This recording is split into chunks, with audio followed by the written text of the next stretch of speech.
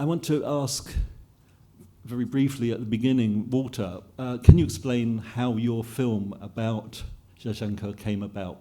What made you want to do it? How did it happen? Well, good evening. I think that Jia and I can't think of a better place to be jet-lagged in. In fact, our films met before we met physically, because in 1998 at the Berlinale, Berlin Film Festival, Jia had his first film, Xiao Wu, which I think was known here as Pickpocket, and I had a film called Central Station there at the same time. And when I saw Xiao Wu and then the second film that Jia did, Platform, I was completely mesmerized by not only the very singular and unique point of view of a filmmaker I didn't know at that point, but also I was very much impacted by the fact that characters that live so far away from Brazil could feel so close to me. And this triggered the desire to see every single documentary and feature film that Jia did from that moment on. And in 2006, I saw a film that I would probably be able to almost to describe scene by scene, called Still Life, which I find an absolute masterpiece. And by then, I realized that Jia Zhangke was probably the filmmaker who better offered us a reflection of our own time, and not only in China. Thus the desire to do a documentary on Jia. And then we met physically, finally, in 2007 at the São Paulo Mostra festival we have in Brazil. And we had a long conversation, and this is where the invitation to do this documentary that is playing 8 years later here, so it took a long, long time to become a reality. And the book that accompanies it, there's a book of conversations with Jia. And Zhangke, what was your initial response to the idea? Were you tempted to say, no, I don't want you to make a film about me? 08年07年在圣保罗电影节啊，我们聊了很多。就是一方面呢，就是我觉得这个他对我电影的了解让我非常的吃惊。但是当他说想拍关于我的纪录片时候，我想都没想，我说没问题啊，因为我觉得他肯定是在开玩笑，他怎么可能有时间去拍一个关于中国导演的纪录片呢？ During 2007 in Sao Paulo, when we met, I was struck by his very thorough understanding, thorough knowledge of my film, and that really struck me. But when he said that, when he suggested to make this documentary, I didn't even hesitate and said, of course, because at that time actually I thought he wouldn't possibly have that time to make it, so I thought it was a joke. 结果就去年他突然打电话说，哎，他真的要拍了。我说那就来呗，因为我知道他在70年代末还是80年代，他跟他的哥哥其实去过一次中国，有一个很长的旅行，然后当时也是拍纪录片，很多年他没有再去中国了，然后我也特别想让他能来，然后因为我们俩其实见面的次数不多。那有一个相处的时间对我来说是求之不得的。And then last year, all of a sudden he called and said, I'm coming. And I thought, oh, okay, well, okay, fine. And also because I knew that in the 1970s or 80s, around that time, Walter and his elder brother had visited China, had a very long journey across China, and he was making a documentary at that time as well. And I thought China had changed a lot, and also because we didn't get to meet much, so to me it was almost a very good opportunity to meet up with old friends. 对，当然我那个时候我们在巴黎见了一个面，然后他就我还留在巴黎，他就提前去了中国。说实话，我一点都不担心他一个外国人怎么在中国工作，因为因为我觉得看他的电影，他电影里面的世界面对的人跟我电影里面面对的差不多，所以我觉得他应该能适应巴西的话，也能适应中国。And at that time, he was going to China before me. We met in Paris, and then we parted ways, and he would be going to China before me. But I didn't worry. I didn't worry that he being alone in China doing working, because when I watched his film, I realized that it was very similar to what I do as well, and I'm very certain that he would be able to cope with what he would be facing in China to make a film. And I also thought if he could cope with Brazil, then obviously he would be able to cope with China as well. I mean, the film is called A Guy from Fenyang, and it's set, you film Jia Zhangke in his hometown. Whose idea was that? Because it's actually more or less central to the theme and the purpose of the film, in a way. Well, it was all a pretext, in fact, to taste Fenyang wine, which is actually extraordinary. 52 degrees alcohol only, so you have to take it slowly on the first day. The idea of the whole documentary was to structure it around the theme of memory, because Jia's films are infused with the memory of his friends and family, and I really wanted to meet every single one of those persons who ended up embracing us, very generously. And through actually filming Fenyang, you would also film the collective memory that Jia had registered through his films. And then there's a third strata, if you want, of investigation, the same theme of memory, which was to bring Jia back to the places the locations where he had filmed. And it was truly interesting to see how those places had changed. And you can certainly talk much better than me about this, but in Platform there is a theater that is very central to the story. It starts in the theater, and the theater wasn't there anymore when we went to look for it. Only part of it was, and it's so emblematic of Jia's work. Yeah. So it's a reflection of really a country undergoing a radical process of change. And it's not by accident that you see the word demolition in so many different places in China. Were you surprised by anything when you saw the finished film? When you saw the film, maybe in the last year, but did it surprise you how you came across, or?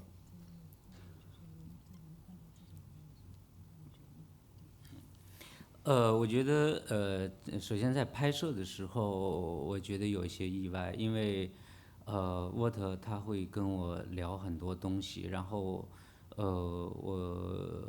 我一开始以为会是在一个很安静的地方坐下来跟我聊，那很快我发现他需要的是在运动中完成这些事情。Actually, during the making of this documentary, there were several things that surprised me as well. For instance, we were to discuss a lot of things, talk about a lot of things, and I initially thought that we would be sitting down in a quiet place to chat. But actually, everything was done while we were moving. 对，因为我觉得我也是做导演，也拍纪录片，我马上知道它的难度在哪儿。首先是摄影机怎么配合我们的行走，然后焦点的问题，很多问题就来了。And I realized that as a director and also as a documentary director, I know very well what the challenges would be. For instance, the execution of the camera, how to move the camera about, all these would pose a lot of challenge in making this documentary.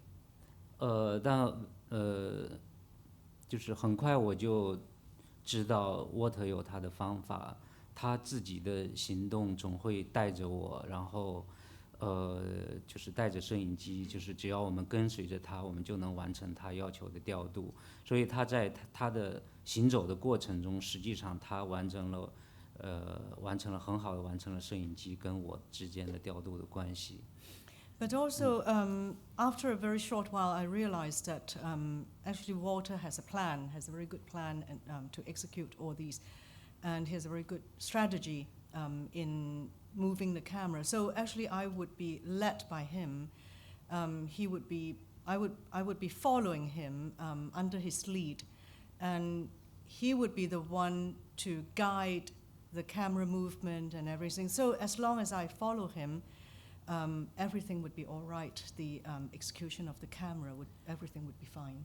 所以到他Walter初剪完寄给我一个 DVD， 我在我办公室看的时候，我觉得那些行走非常重要，因为就连我都觉得好像是被自己带回到了过去，带回到了一个记忆里面。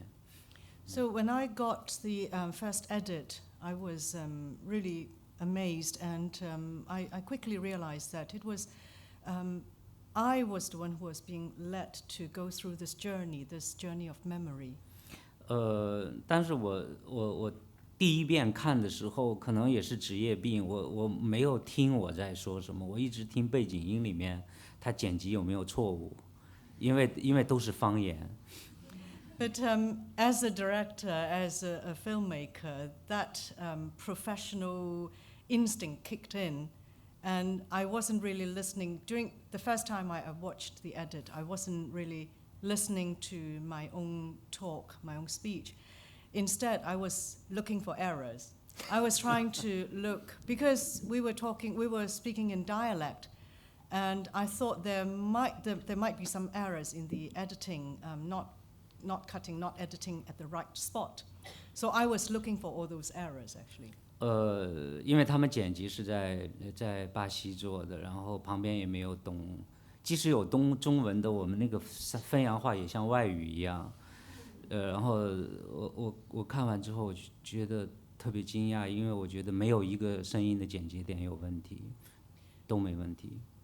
And it was all, I was looking for those errors in the background sound, background speech.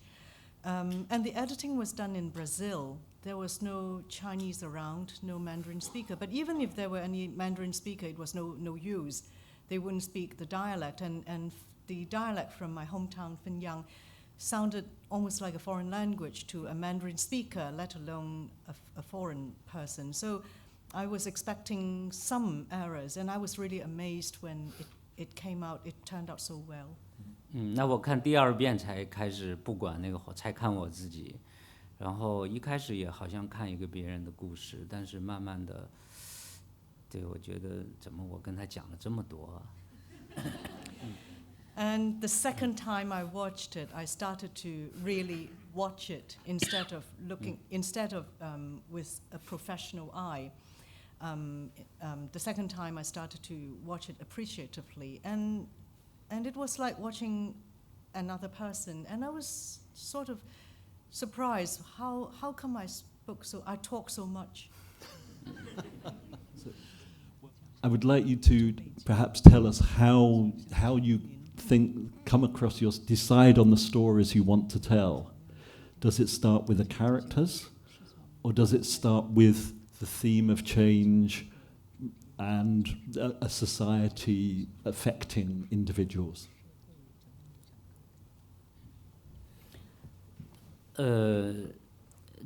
就是拍第一部长片《小五》的时候，事实上我觉得它是人物跟环境同时给我的一种启发。那从环境的角度呢，那年春节我回到老家汾阳，我们那个县城大概有几百年的历史，很古老啊。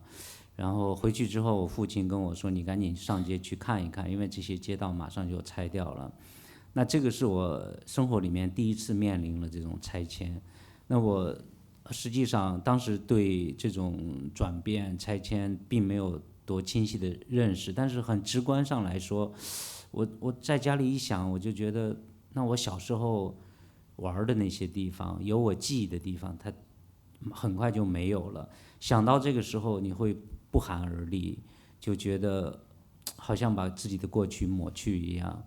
那么这样的一个改变，它促使我就是特别想在老家拍一部电影。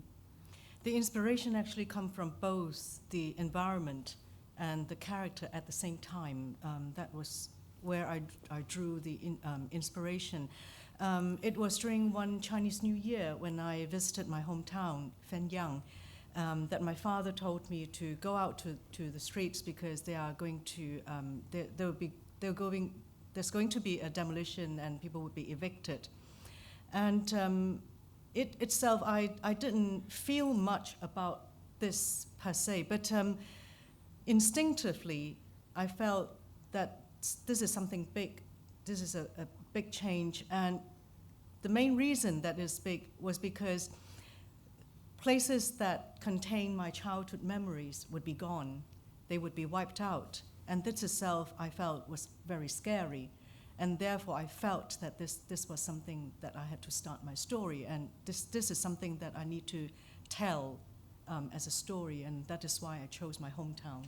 对，那我在那儿，我在老家长到21岁，在这个在汾阳，我有很多好朋友，他们的职业很丰富，比如说我有的朋友是裁缝，做衣服的。有的朋友是那个修鞋的，有的朋友是卖报纸的，有的朋友是在教堂里面扫地的，然后就是我周围的这些朋友面对这样的改变的时候，他们几乎跟我一样，都没有办法去逆转什么，因为你个人是阻挡不了这些事情的。And I lived in my hometown until I was 21, so I had a lot of childhood friends. And my friends were in all walks of life. They had all kinds of jobs, a diverse of jobs, like church cleaner, cobbler, newsagent, and also tailor. And to them, they are also experiencing these transformation of the town, but they are all powerless to do anything about it. 那我就想拍一个无能为力的人，他在这个变革里面，是一个被动者。一开始我想拍一个裁缝，但后来那个，因为我有很多小学同学都是小偷，然后我有一些小学同学呢又是警察，所以这个小偷跟警察其实都是发小。然后，对你先翻。Well, therefore, I wanted to tell a story about a small potato in town, a powerless person, powerless in front of these colossal changes. The initial idea was to tell a story about a tailor, but many of my childhood friends, my school friends from primary school, many of them have become thieves, pickpockets. But also at the same time, there were a number of them who became policemen. And they were all my good friends, very close friends, childhood friends. 有一次我问我一个警察朋友，因为我正好有一个小偷朋友住在那个他任职的那个看守所里面，我说你们能不能见面？他说我们每天见面，每天聊天。我说你们都聊些什么？他说啊。这小子现在是个哲学家，老问我人为什么要活着，然后我说我一个警察怎么能回答得了他这个问题 And there was once I talked to one of these policeman friends, and at the same time, coincidentally, there was another friend of mine, a pickpocket friend, who was in a prison that was in his areas, and they got to chat every day. I asked him how he was, and this policeman friend told me that he chatted with this pickpocket friend almost every day. And for some reason, he had become a philosopher. This pickpocket had become a philosopher. He constantly, every single day, asked me, why are you here? What's the point of your existence? I'm just a policeman. How can I answer that? 然后我就觉得一下子特别打动，因为我觉得即使是一个小偷，他还在想哲学的问题。I was particularly moved by that because he's only a pickpocket, and yet he has been thinking big questions like philosophical questions like this. 所以我就觉得，那我应该写一个，就把这个主角的身份变成一个小偷。So I decided to change the identity of this protagonist from a tailor to a pickpocket or a misfit. 对我这个人物出现在我脑子里的时候，我经常想到他。有时候我碰到他，他知道我知道他的职业，然后他经常跟我说：“江克，我告诉你，我从来不偷本地人。” And this friend has always been on my mind very often, and he told me, "Let me tell you, I never steal from locals." 我觉得他有极大的这种焦虑感，在这个生活里面。I felt that he had a lot of anxiety in his living. 他很焦虑，对。Anxiety. 对，这样的话，这个人物他就是跟这个环境一起出现了，就这样写。So that's how this was born. The idea was born. So the environment, how the person, the subject was changed, grew from this environment. 其实我还想讲一个，就是说，你像包括去年拍的这个，今年完成的这个《山河故人》，故事的前面也放在我的老家山西汾阳。实际上，我一直强调，我喜欢拍汾阳，不是因为它独特，而是因为它太普遍了。我觉得中国大部分地方，就是除了那些大的城市，大部分地方都跟汾阳差不多。我喜欢它的普遍性。And even this film, this current film, this latest film, Mountains May Part, the first part of it was also based in my hometown, Fenyang. The reason that I chose this town, my hometown, is not because it's unique, but precisely because it's ordinary. It is just like most Chinese towns. There's not because of its uniqueness that I chose it. 对，其实在本质上拍小五时候，我觉得从小偷的身份设置到这个县城的选择，实际上它对我来说也有一种内在的反叛性，因为当时中国非常流行的是，就是第五代的电影，就是大部分就是东方奇观，然后画面非常美，然后营造一个奇观式的中国。但是我觉得日常的中国，就是它里面有那么有诗意的部分，有那么这个就是蕴藏着我们所有人的经验，但为什么偏偏在荧幕上没有？我觉得我把现成的空间放在荧幕上，对我来说是一个很痛快的一个反叛。And also, I think there's also certain degree of inner rebellion for myself, because at that time, the most prevalent types of film was from the fifth generation Chinese directors. And they tend to be very exotic, beautiful. They show an exoticism, an oriental exoticism. But from my point of view is that this is not ordinary, not everyday being. And why can't we show some everyday being in the film, the true picture, the real, the reality? So in this sense, there's a kind of rebellious in me that wanted to show this. 对，更关键，我觉得是在日常的生活跟空间里面，在县城那样的一个现实的当下的一个场景里面，它是美，它蕴藏了很多的美感，它不是不美，它是美的，对。Yeah, yet it's not beautiful. Unlike what I mentioned, the exotic beauty, there's a lot of beauty in it as well, in everyday beings. So it needs to be shown. 那么另外一个就是小偷这个身份，因为就是当时中国荧幕上都是没有人相信的那种英雄的形象，那个我觉得小偷挺好的，为什么小偷不可以成为一个男主角？就好像我们看的《流浪者》，印度的电影《流浪者》，或者意大利的电影《偷自行车》里面的人物一样。So, and the subject matter, the protagonist was the hero was a pickpocket, and this is very unconventional. But I just thought, why can't a pickpocket be depicted, be portrayed as a hero? So, and we also we see this kind of subject in other films, in other foreign films, like from India, from Italy. We have rascals, we have pickpockets, we have the underprivileged, and the person who stole bicycles. So I thought it could be done. So we've had Jia Zhangke keeping reality in his films, and we have you keeping reality in your films, and also dealing with a society or indeed a continent in great change.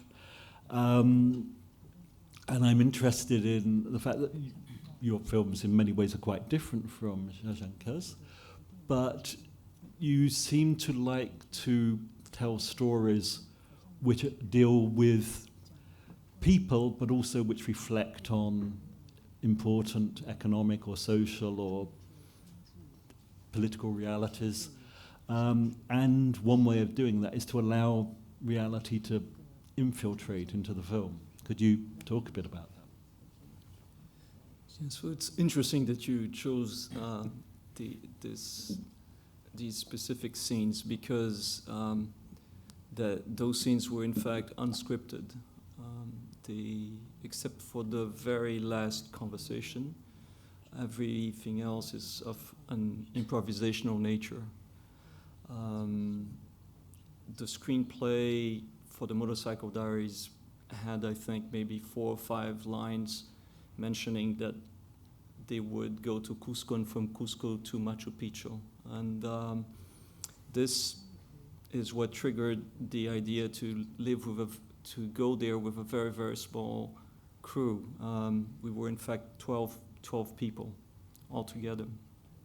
And the actors were carrying their own clothes, were making whatever makeup. In fact, there was no makeup in these scenes. And as we arrived in Cusco, the first person we met was the little kid who said, can I show you the city? And we said, well, we're a film crew, we don't have the time. I said, well, bring the camera. And I find that quite important in cinema, is that if you are to incorporate reality, you have to be invited in, as opposed to imposing yourself in registering it. Always remember Cartier-Bresson, the great humanist photographer. Whenever he was to photograph a place that he had never been into, he would never bring the camera to start with. He would understand it, and then whenever he would be invited and welcome, he would bring the camera. So to be invited and not to impose seems very important if you are to blend and incorporate the accidents that may arrive during a shoot. This is exactly what happened in the second scene as well. The women who speak Quechua, the Aymara Indians, they were there. We started to talk with them, and we explained what we were doing, and so did they. And ultimately, we said, would you like to participate in this? We're doing exactly this film, and we were invited in doing that again. Everything there is take one, by the way. There's no, and it couldn't be otherwise, because if you repeat that scene, you would completely lose the spontaneity and the honesty of it. And the only part of, I think, Motorcycle Diaries that is shot with 2 Super 16 cameras is the conversation with the Quechua, the woman speaking Quechua. It was very important to incorporate that in the scope of this film, because it was about understanding the cultural specificities of Latin America.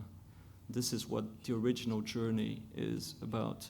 And therefore, to incorporate a specific language is what could make it more singular and quite unique. And therefore, it was completely in the logic of the film. It was interesting that after having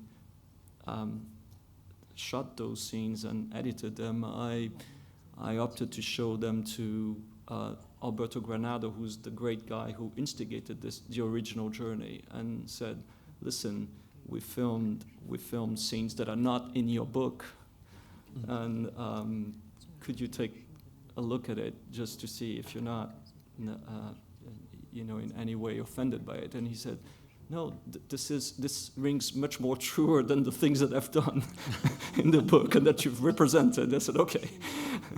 So this allowed us to incorporate that material, which brings me to an interesting point also is when you are in a state of immersion in a specific subject, it becomes a little bit easier to determine what should be part of a film and what should not be part of a film. And I would say that what should not be part is as important than what you would be incorporating in the narrative. It also has to do with the screenplay. If you worked enough in the screenplay, it's easier to bifurcate from it, because you can find it back a little bit later. Mm. I mean, you've worked in both documentary and fiction, although a lot of your fiction is rooted in some sort of historical reality or even historical facts, whether it's Jack Kerouac's journeys, as he remembered them, or Ernesto Granados. And do you see a big difference between fiction films or feature filmmaking and documentary filmmaking? Jean-Luc Godard, who has a great sentence for almost everything in cinema, says that he likes fiction films that drift towards documentaries and documentaries that drift towards fiction films. And I think this would be so true of Jia's work. I think the difficulty is for you to incorporate whatever is of a documentary nature into fiction and do it seamlessly. Mm-hmm. And the opposite rings true as well. When I saw 24 City, for instance, which is Jia's documentary on Fabrica, how do you say that? An industry being torn down. I didn't realize that certain workers that were portrayed were actually actors. Only when I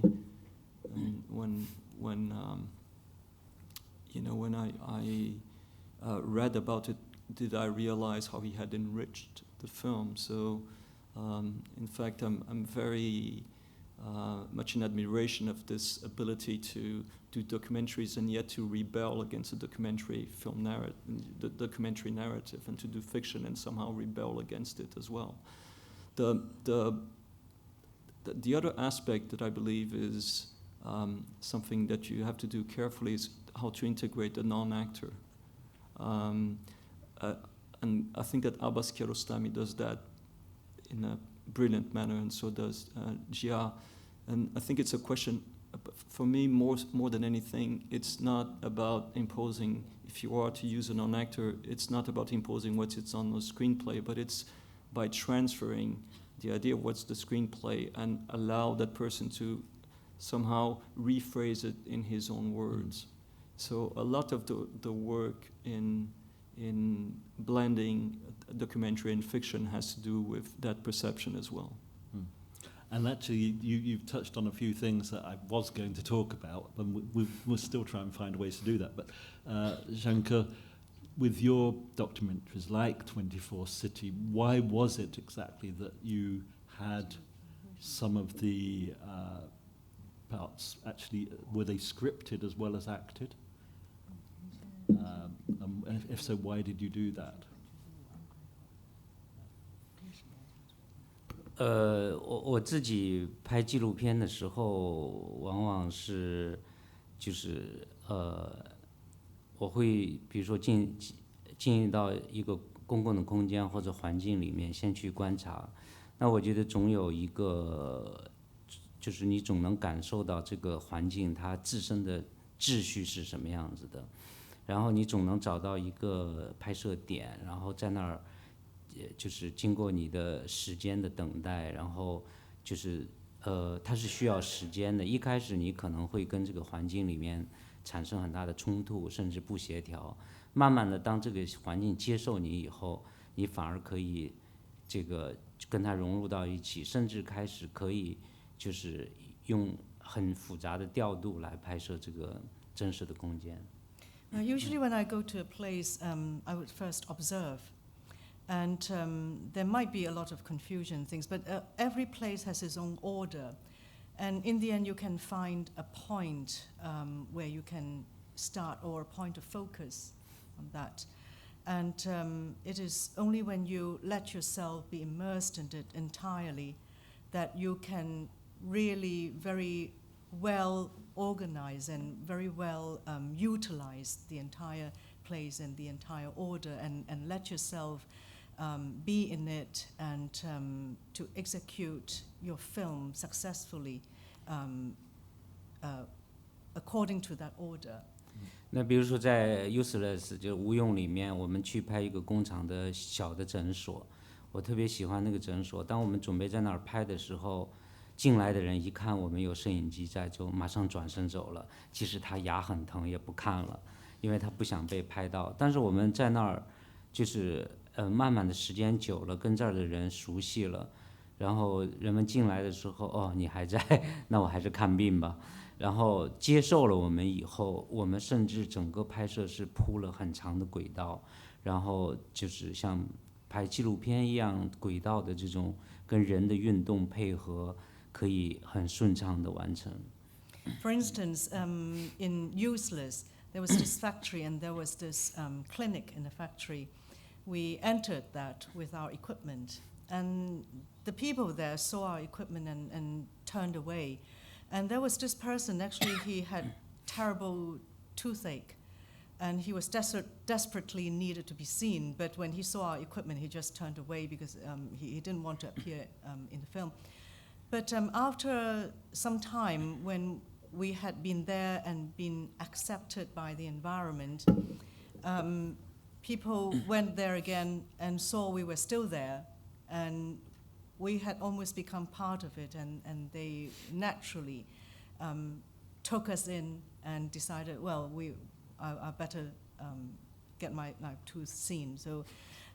So that was what happened when we let ourselves be accepted, and so we even laid those rails for the camera and did the whole thing like a proper documentary thing, and people just got on with their life naturally. Even we had all these full equipment there. 那么到24摄影机的时候，一开始是没有剧本的，因为都是拍真实的人物。但是往往在我的电影里面，当纪录片开始越过它的界限，开始需要虚构的时候，对，那是一种需要，就是说你会感受到某一个时刻你特别需要虚构。And of course, in the beginning, there was no script. It was unscripted. But once you have reached a point and crossed that threshold, when you know instinctively that that point has been reached and crossed, you know that where fiction starts, and that's where you need to have certain degree of organization to script. 对，你比如说在24摄影机，因为我访问了差不多10几个在那个四川的上海女人，然后其实每一个采访都不成功，因为每一个人物他们只讲了一点点，但是这些10几个女人的讲述组织在一起之后，你会突然发现一个独立的一个形象出现了，这个形象它来源于10几个人的讲述，这时候你非常需要虚构，那个时候实际上就是说，也到了你该不该跨过纪录片的边界，向剧情片、向虚构这个挺进。那个时候，如果你止步，你觉得我很有约束，我在拍纪录片，那些虚构可能是不真实的，可能你就突破不了那个局限。所以到24城记时候，我觉得当我的内心就是创作的需要到了需要虚构的时候，我不会停留在纪录片，我会往另一个边界走。The other example is 24 Cities. I had interviewed more than a dozen Shanghai ladies in Sichuan, and it was a whole series, a lot of interviews. None of the interviews were successful on their own, but with all these, they weren't successful because they talked too little. But when I tried to put them together, an image emerged. And that's where the line had to be crossed from documentary into a feature film, a fictional feature film. So the question is that, the problem is that whether or not you let yourself cross that threshold. And if you restrain yourself and keep in mind that, be aware that it was a documentary and the line mustn't be crossed, then you wouldn't be able to break through. But I just let myself go and let myself cross that line from documentary into the realm of a feature film. That was from A Touch of Sin, which, if you've seen Walter's documentary, well, if you haven't, it still has a scene in it, whether you've seen it or not, but there's a scene where Zhangke learns that the film is not going to be allowed to be shown in China. When I saw that film at its premiere in Cannes, I was rather shocked by this scene, or in a good way. I wasn't expecting a scene like that in a Jia Zhangke film. Some people regarded it as a more generic film. It had professional actors in it. It had quite a lot of violence. But I felt that it was still very true to your realist ethic. It was based on authentic stories that had happened. And but it did seem a different film in a way. Did you feel it was different, perhaps in the style or even in the scale of the film? The film moved all over China. It had stars like Wu Zhang. Could you talk about this film a bit? It seemed like you were moving into a slightly different area of filmmaking.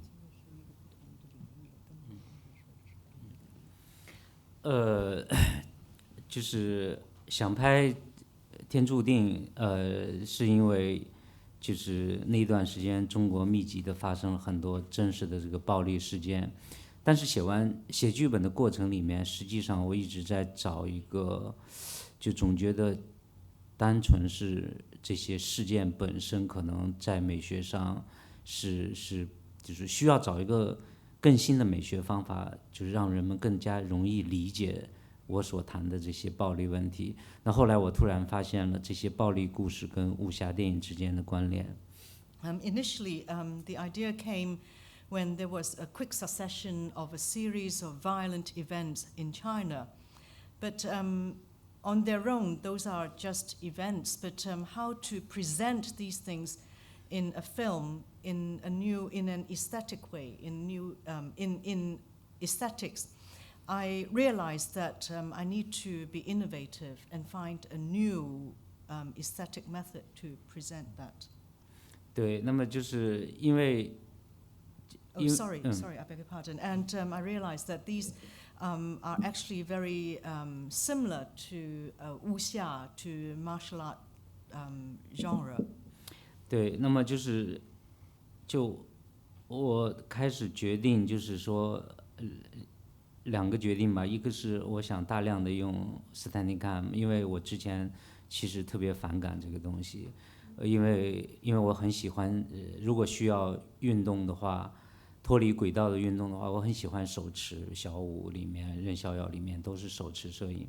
但是我觉得这个电影它不应该，因为它这个犯罪过程是一个隐秘的，不应该有摄影机在场的感觉，摄影机应该隐蔽起来，所以手持的那种晃动是不合适的。And there were 2 decisions I had to make. I used to hate Steadicam, but this was done on a Steadicam.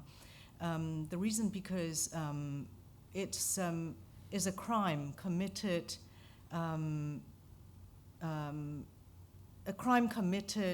stealthily in stealth, so it's not something that should be come out in the open. So the traditional way of shooting wouldn't work, so handheld like what I use in 小舞 wouldn't be suitable. 那么就是使用斯坦尼 cam 之后，跟随着人物行走，包括人物的动作，你像他拿枪放子弹，那个连续的过程里面，摄影机可以很流畅的把他的动作细节也呈现出来，而且能保持一个完整的时空。So the whole process of committing this crime, loading the gun and walking about, this could be done very well on a Steadicam to follow it through very fluently. 那摄影师也就是我们用了2台摄影机，一台是大一点的阿莱 Studio， 一台是非常小的阿莱的 M， 然后就是当我们在很小的空间里做这些连续的移动的时候，我们用那台小的机器来拍。So there were 2 cameras involved. One is a larger one, and one is a smaller one. When it comes to these fluent, a small scale, a small area, confined area movement, I used a small one. 那么就是整个它就是帮助我保持了原来那种长镜头时空的连续性，同时呢又就去掉了记录感的那个晃动感，因为我觉得这些事情是背着人做的，我们不可能跟随他。So it created a fluent continuity without those like a documentary jerking and constantly moving thing, because this is something that should be hidden and not come out in the open. 对，然后也是这个天注定也是我开始特写镜头多起来的电影。这之前我的电影里面特写镜头很少。And this is also a film, A Touch of Sin was a film that I widely used close-up shots. Before that, I seldom do it.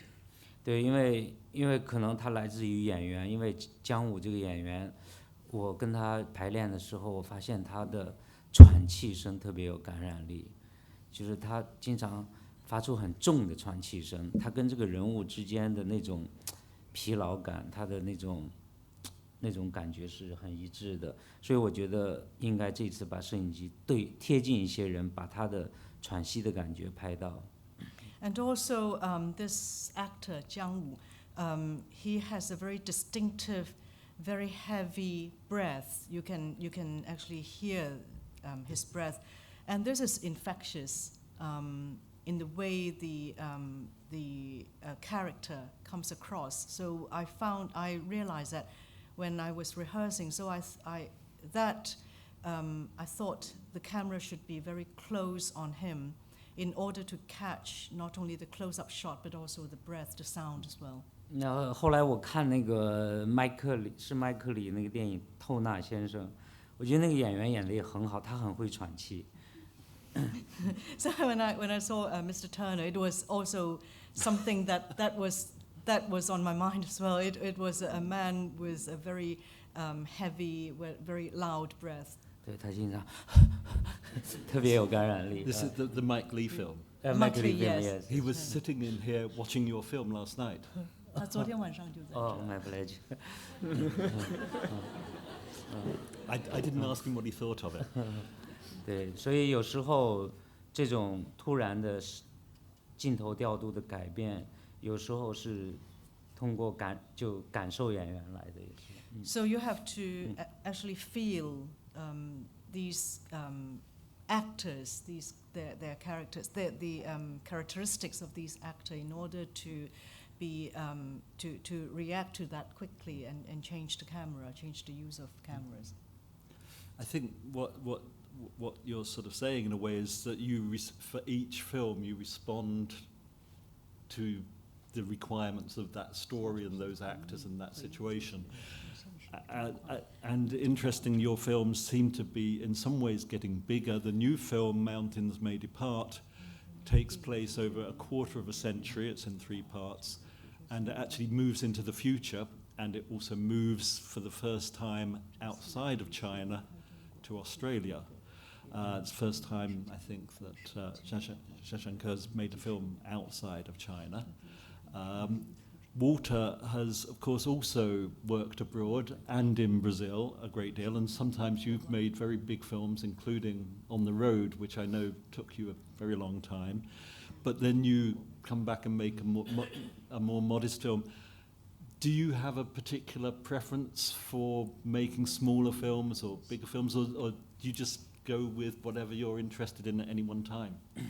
Well, first, can I add something to the Steadicam? As Jia was speaking, I got reminded of a sentence by Aki Kaurismäki, Finnish director, who says that he loves Steadicams as long as he can jump on it and break it. And I thought that in Touch of Sin, it's one of the very first times where I thought that the Steadicam had a specific point of view. It tends to fluctuate at the starting point and at the exit point, and therefore, which point of view is that? And for the first time, I had the impression it was completely, or one of the few times I had the impression that it was completely integrated. I never used it myself in a film, so it was really interesting to see that happening.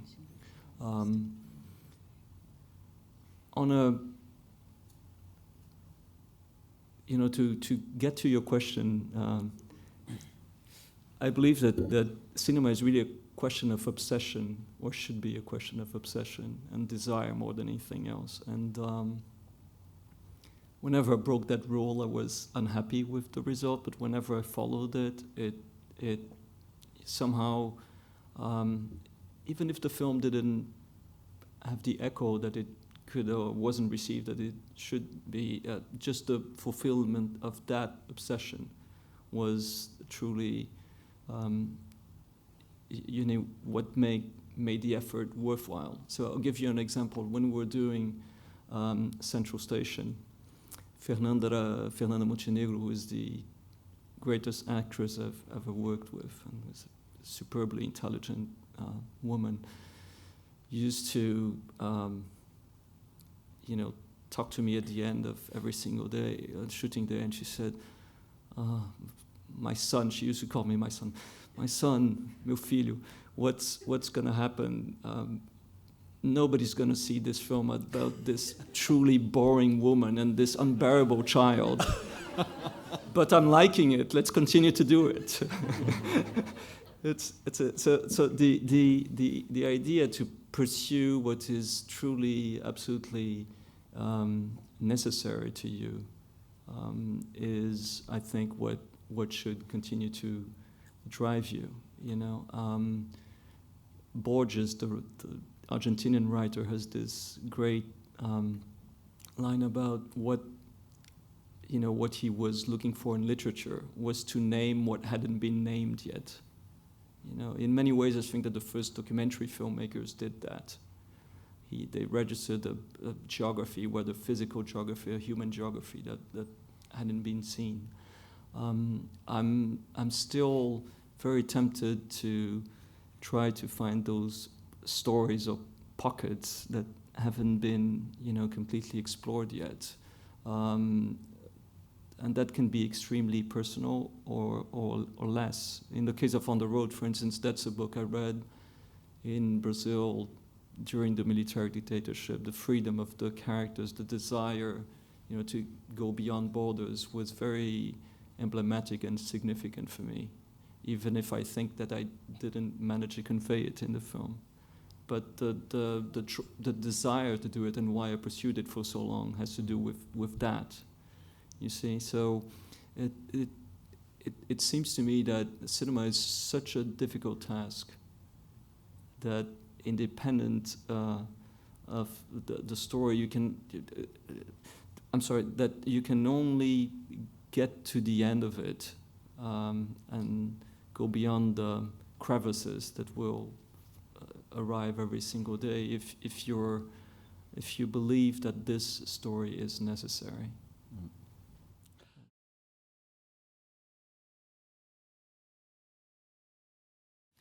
Mm. 它会给我造成很多麻烦，但是不会造成灭亡吧。I think those restrictions caused me a lot of inconveniences and troubles, but they wouldn't destroy me. 对，这个麻烦在于就是说，因为你每拍一部电影，还是非常渴望能在中国放映，那么就是每一次还都要完整的去尝试去送审，希望能够在中国放映，然后这个过程是非常消耗精力，然后往往并不成功也。The inconveniences came from, as a filmmaker, of course, I want to bring the films to the audience. I want the films to be released. And every single time there's a process of sending it for approval and the censors and so on and so forth. And this process is very time consuming and it's very exhausting as well. And in the end, it might or might not be released. 对，但对我来说，就是我不会去猜测审查，也不会去适应它。我觉得，就是每拍完一部电影，就是努力的让它去通过，通不过也就算了。这个，因为你不能被它改变。But the main thing is that I don't want to be changed by these. I wouldn't adapt to them, or I wouldn't want to guess what can and or cannot pass approval. So I just do my own thing. I just follow what I think I need to do, what I need to do, and try to get through approval. But if it is not allowed to be shown, then so be it. 对，然后我觉得更不能够形成一种自我的审查啊，就自己觉得这个能拍还是不能拍，因为对创作来说，我想我们应该就是相信所有你想拍的都可以拍。But the worst thing is that the most crucial thing is that I mustn't adapt to, I mustn't change in order to adapt to the censorship, and I mustn't self-censor my own work, because as a person, as a creative person in this creative business, it is very essential for me to be able to create freely.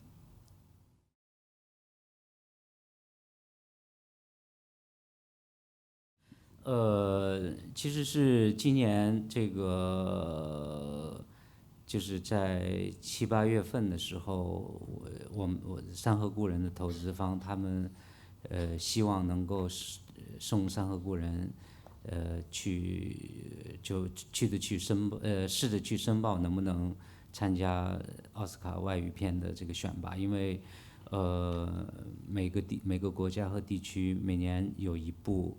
然后在我们的想象里面，应该是可能中国每年有600部电影，应该有5个或者10个电影，大家都想去，那就去报名。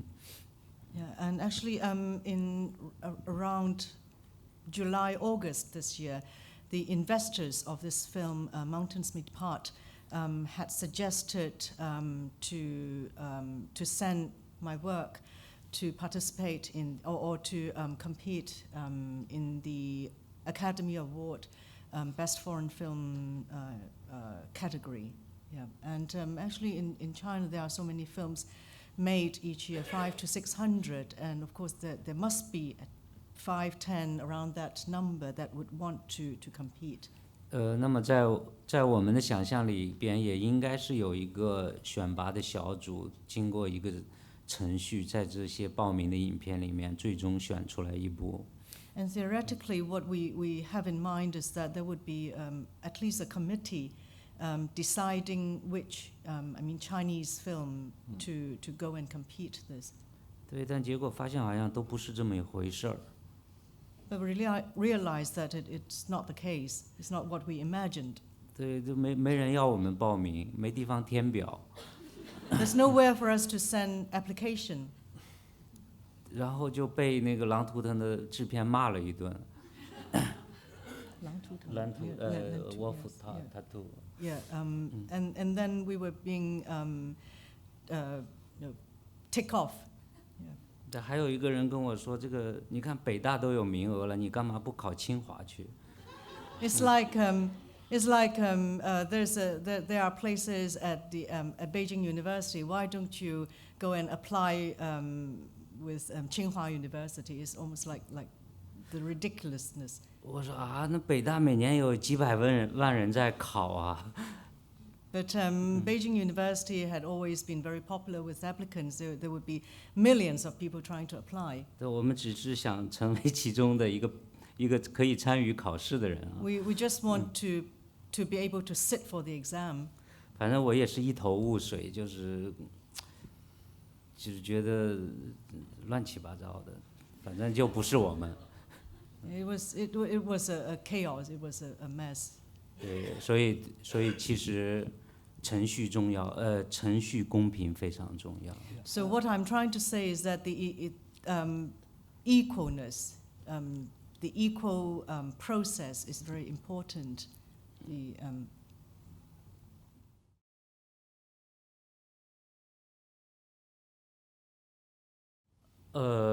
他包了很多饺子，然后也包了一个麦穗儿的饺子。 Yeah, she made one special wheat pattern dumpling. 其实在我心里面，我觉得那个儿子可能会回来。 In my view, I think the son might one day return home. 但是如果这个真的拍这个儿子回来，太难拍了。 But it would be very difficult to actually put that in my film to shoot that. 所以我就在这儿停了。 That's why I just stop it there. Yeah, just stop short of that. 对，其实拍的时候，赵涛有问我一个问题，说这些饺子谁吃？ Actually, that was the question put to me by Tao as well. She asked me, who's going to eat all that? 我说我们就把这个电影当作是贾樟柯第一部 happy ending 的电影吧。 So I said, let it be my first happy ending film, a film with a happy ending, the very first one. 对，因为我觉得他回来也挺难办的，他有没有带着张艾嘉回来也是个问题。 Because if I did show the son coming back, then there's another problem whether or not Sylvia had to follow us, had to come with him as well. 刚才当然是开玩笑说那个难拍的问题，其实我觉得我想把故事停留在一个难解，就是说怎么办？就是我觉得导演也不知道怎么办，这个信息很重要。 So, well, actually, joking aside, what I'm trying to say is that it's very tricky. So that's the dilemma a director faces. So just stop there. What to do next? 因为我从拍第一部电影到现在，我都坚持一点，我觉得对于导演讲述一个故事、拍一部电影来说，你也仅仅是一个个人，不是一个超人。然后你要把你的弱点、你的困惑，所有的东西全部诚实的放在荧幕上。 As a storyteller, I'm not a Superman, so I have to be very honest as well. I want to be honest with myself. I would show all my strengths and weaknesses. The flaws would also be shown very honestly.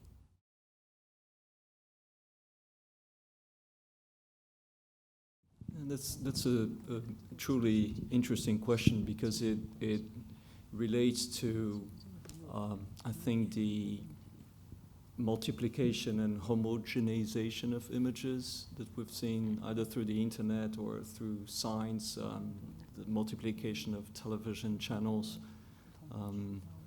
It's true that many years ago we probably would have a minimal amount of information that and cinema could actually be the center of the discussion, bringing something that you wouldn't know. So thematically, I think there's that. But going to film as a texture, I think that there was a mystery that may have been lost in using the film itself, not only the texture, but in the fact that you didn't know completely what was going to be, what you would get at the very end. There was a mystery, there was a ritual in the process. I never filmed fiction in digital yet, I have to say. The documentary was the first thing I've done. And I still remember the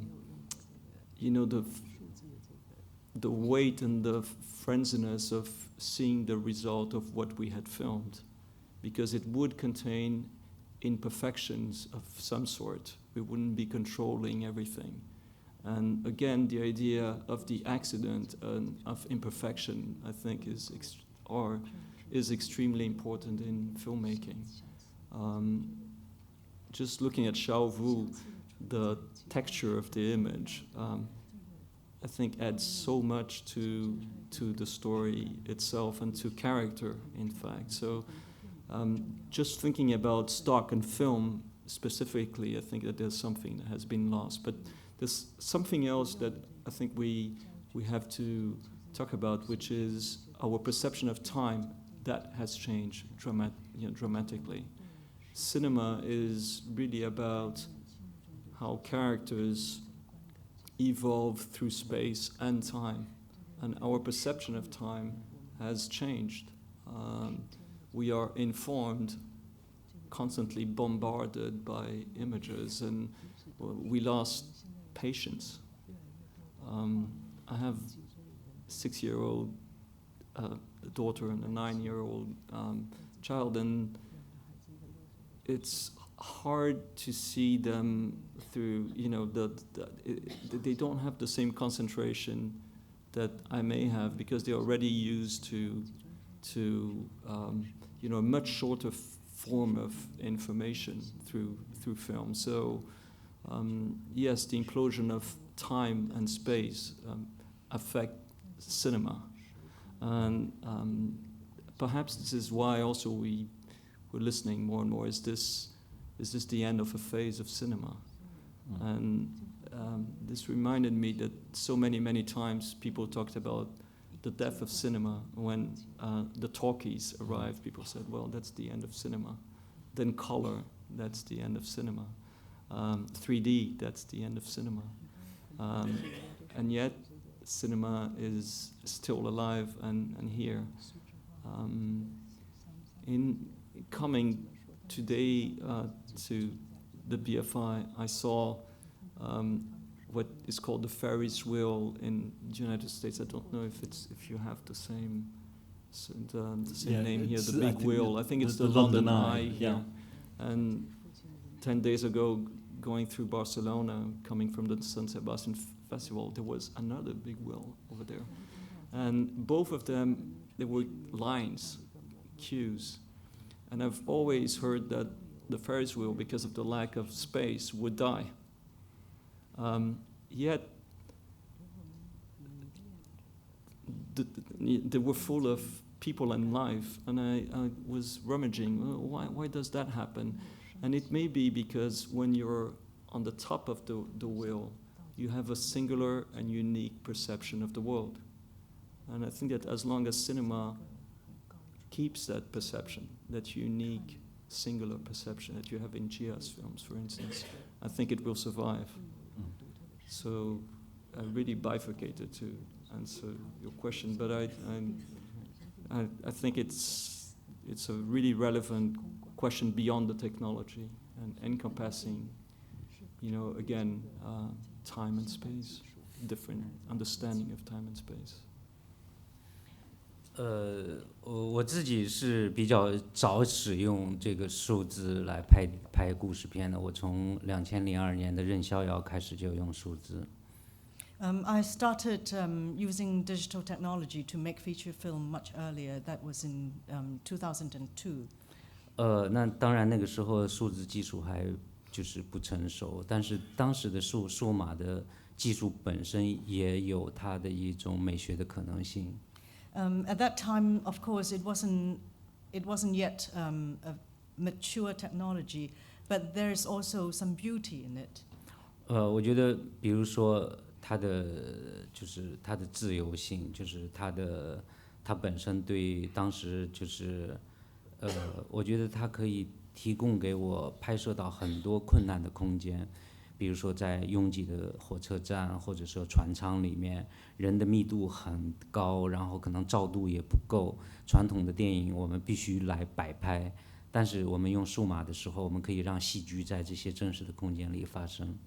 But digital technology had already provided me with something that could not be achieved using traditional methods. For instance, in a place, in a very crowded, very confined space, where it would be very difficult to set up these traditional camera, digital camera would do the job perfectly. 包括它后期颜色、数码颜色调整的那种可能性也是很有趣吧，可以说。And also interesting things about the color adjustments afterwards during the post-production has also opened up a lot of possibilities. 当时我跟摄影师于立威，我们俩就一直说因为我们特别喜欢数码，所以我们说我们就是要拍出数码感，而不是说用数码去模仿胶片。So at that time, the discussion, my cameraman was also very fond of digital technology. What we were trying to present is the digital feel of it, instead of using digital technology to mimic the traditional feel. 但是到最近这2年，我觉得数码的进步已经就是跟传统胶片的差距很小了。But in recent years, I realized that this digital technology is very, very similar. It's been brought to a very similar level to the traditional films, the celluloid. 对，特别是它的颜色的调整的可能性，它的宽容度可能比胶片还要大。And it allows me to do a lot of things like color adjustment has opened up a lot. 对，可能我是一个喜新厌旧的人，所以我不太理解到今天还特别崇拜胶片的人。So I don't really understand. I'm one that love modern things. So I don't really understand the obsession with these old traditional films. 但是有一点我觉得是真的是不一样，就是拍胶片时候整个团队的注意力的集中跟拍数码是不一样的。拍数码因为的确是你很快可以去 check 看行不行，你可以看回放，然后成本也很低，那个注意力没有拍胶片那么集中。But one major difference in the usage of digital technology versus traditional celluloid is that when we were using traditional methods, the whole crew, everyone was very focused. The concentration was superb. While nowadays, because with digital technology, the cost is much cheaper, and you can see it immediately. You can see the result immediately. And people tend to be not as focused as before. 对，你看，我不知道在国外情况怎么样，在国内你看焦点员就不太一样，他就拍数码的时候，他们经常跟跑了。Focus. Oh yes, yeah. I don't know about other places, but in China, there's something quite problematic. The focus, the person tend to be running away, disappeared. 我记得我拍站台的时候，我是用35毫米用胶片拍的。那个时候因为很多长镜头，那个演员像赵涛刚演的时候，就是有时候经常会出错，就是注意力不集中。然后制片就跟他讲说：“对不起，赵小姐，你每拍砸一条就扔了一台电视机，因为当时那个一本胶片的钱正好可以买一台电视机。” And in 2000, when I made Platform, when I was making Platform, Zhao Tao, who's playing Tao in this film, she tend to make some lot of errors.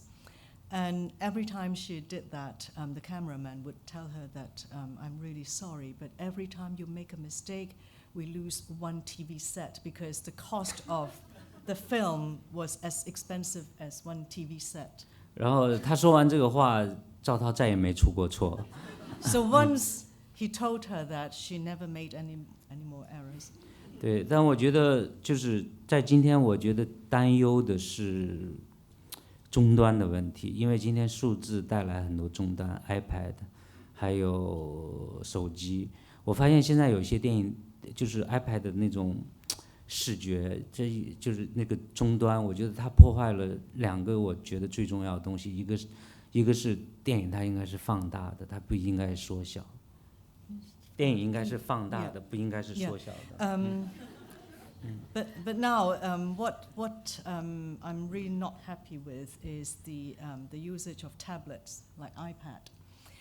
So the end, the terminal where these films are shown is something that I'm not entirely happy with, because a film in a cinema, it should be on a big screen, not on a tiny tablet or a tiny device, and this is something about digital technology that I don't really like. 对，你比如说我们拍一个特写，我们是因为要把这样小的一张脸放在这么大的荧幕上，这个放大本身是电影的一个美学。